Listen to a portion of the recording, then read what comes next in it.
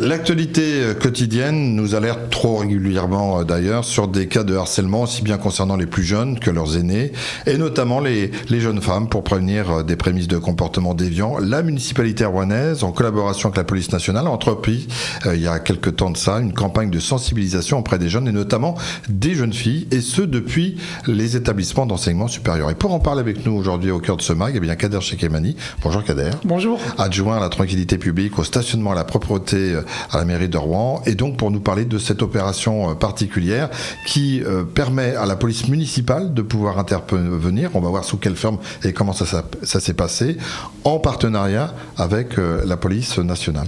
Alors d'où est née cette campagne, cette envie, cette sensibilisation? D'abord par rapport à une priorité qui est la lutte contre les violences faites aux femmes, d'une part, et puis on a décidé avec la police nationale, avec Transdev, ce qui correspond au transport en commun, et la ville de Rouen, et notamment avec ses policiers municipaux, de nous coordonner, de joindre nos forces pour lutter contre justement ce que vous appelez le harcèlement de rue, qui reste un délit qui est trop souvent méconnu, notamment des jeunes femmes. Donc l'objectif de cette sensibilisation, de cette mobilisation auprès des étudiants, c'est d'abord leur dire leurs droits, et qu'il y avait des personnes aussi pour les écouter, et puis au cas échéant pour aller porter plainte. En tout cas, considérer que le harcèlement est fait en sorte de... Quand on subit un harcèlement, on est victime d'abord. Et c'est trop méconnu, et trop peu de jeunes, et notamment de jeunes femmes, portent plainte, vont vers les autorités lorsqu'ils sont harcelés.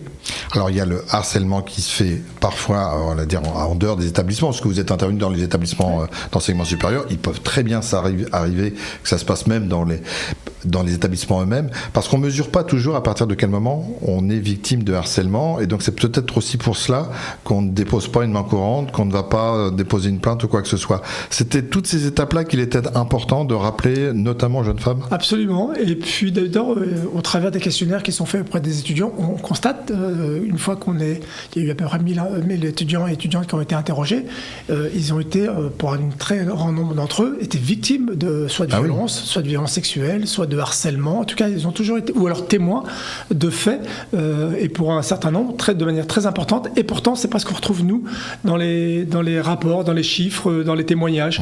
Donc, on a mis, avec la police nationale, plusieurs dispositifs, et Transdev. D'abord, pour la ville, on a mis une application UME qui vous permet en temps direct, quand vous êtes harcelé, de faire un signalement, aussi de protéger vos déplacements, et puis, au cas échéant, d'avoir des lieux refuges qui permettent à une victime de pouvoir aller dans un établissement et de se réfugier en toute sécurité. Mais aussi avec le dispositif Ma Sécurité porté par la police nationale. C'est un lien direct avec une application qui permet de tchatcher directement avec la police nationale et qui permet de tout de suite d'avoir les bonnes réponses et d'avoir des réponses aux interrogations. Et puis Transdev, il faut le rappeler aussi, Transdev est un partenaire puisque on a dans les bus, et il faut le dire et le rappeler systématiquement, dès qu'on est victime, on a le système l'arrêt à la demande, le système de vidéoprotection dans les bus qui permet d'être enclenché de façon à bien voir la personne, en tout cas l'agresseur. Alors, façon de parler, on va faire un arrêt sur image sur ce que vous venez de dire. Transdev, donc, par rapport à l'ensemble des bus et des autocars qui circulent sur la métropole, c'est vrai qu'on n'y pense pas assez. On pense que parfois on est en sécurité dans un bus et c'est des différentes formes de harcèlement qui peuvent exister.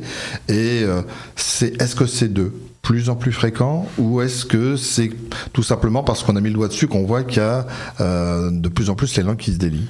Oui, c'est un fait, à l'échelle nationale d'ailleurs. On voit bien que les langues se délient, et tant mieux. Et nous, on encourage à ce que les gens parlent. Et c'est pour ça qu'on fait cette sensibilisation. On préfère avoir des chiffres importants, mais en tout cas des chiffres qui correspondent à la réalité. Et c'est vrai que ce harcèlement, il doit changer de camp.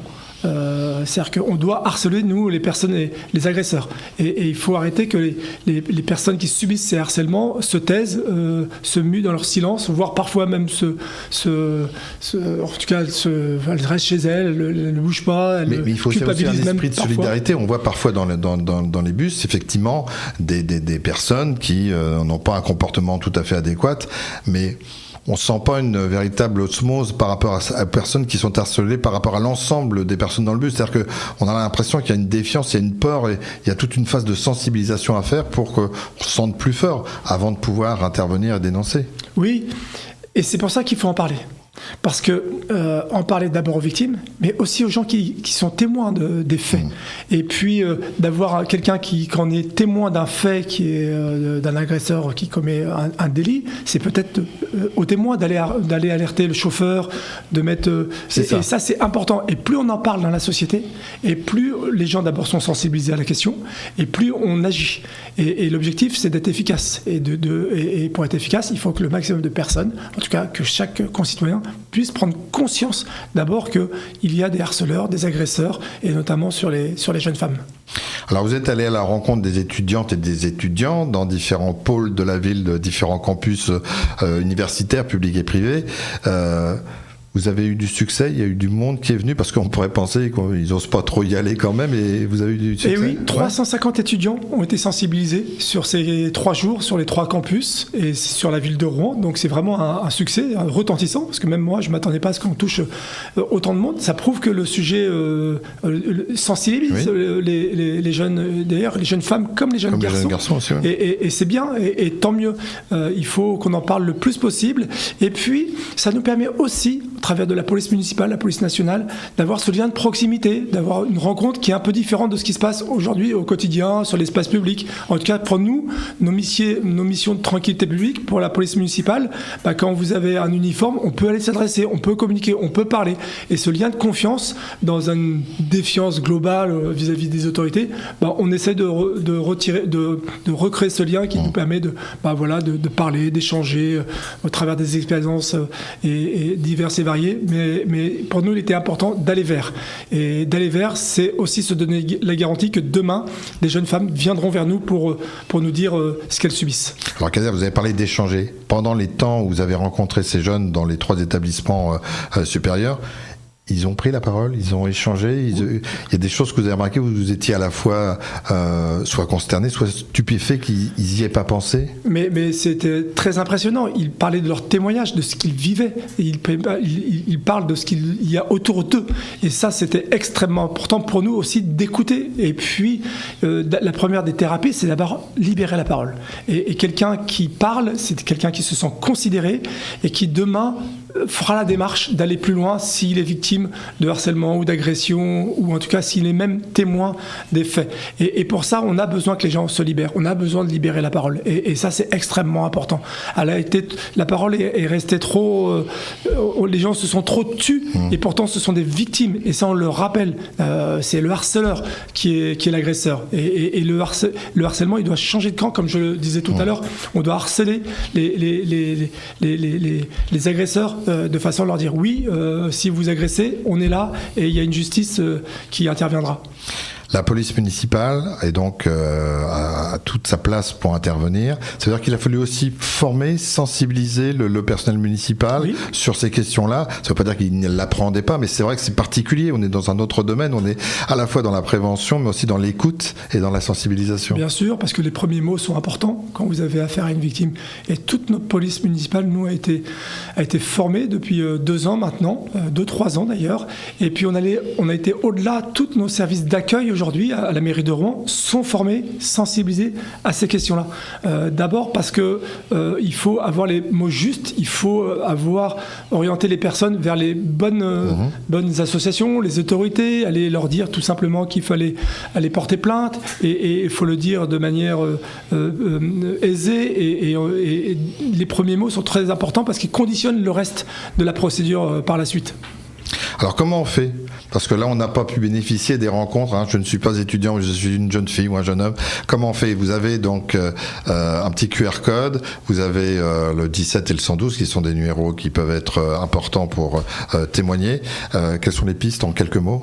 Voilà, vous avez au travers de ce petit marque-page, on a pensé à ça parce qu'on s'est dit que les étudiants avaient quelques livres quand même dans leur besace, d'avoir un QR code et puis derrière avoir tous les numéros utiles en cas de besoin, et notamment en cas d'agression, en cas de de témoignages. Ça permet de vous orienter vers les associations, vers les autorités, et puis de le communiquer au plus grand nombre. Et on a fait cette distribution à la sortie des campus. Et on pourra le retrouver aussi en mairie, je suppose. Oui, évidemment. Il est en mairie, il est sur le site internet, il sera partout. En tout cas, l'idée, c'était de communiquer, d'avoir un petit support. Eh bien, merci beaucoup, Kader, pour ces précisions. Et puis, n'hésitez pas sur d'autres opérations. Vous êtes le bienvenu pour venir en parler. Vous pouvez revoir ce magazine en podcast et puis aussi sur notre lien radio sensation.fr. Merci.